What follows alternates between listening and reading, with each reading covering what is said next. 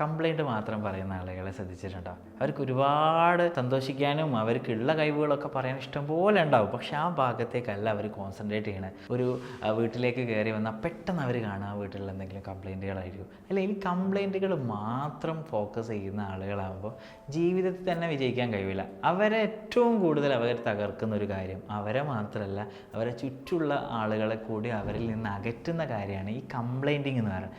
എന്ത് വിഷയം ചെയ്താലും അതിലൊരു 10-15 കംപ്ലൈൻറ്റ് അവർക്ക് കണ്ടെത്താൻ പറ്റും. ഇങ്ങനത്തെ ആളുകൾക്ക് എവിടെയും പിടിച്ചെടുക്കാൻ പറ്റില്ല. കാരണം അവർക്ക് ഒരുപാട് കഴിവുകൾ ഉണ്ടാവും, ഓൾറെഡി ഇൻബോൺ ആയിട്ടുള്ള കഴിവുകൾ ഉണ്ടാവും, അല്ലെങ്കിൽ പഠിച്ചറിഞ്ഞിട്ടുള്ള കഴിവുകൾ ഉണ്ടാവും. പക്ഷേ ആ കഴിവിലേക്കൊന്നും അവർ കോൺസെൻട്രേറ്റ് ചെയ്യുന്നില്ല.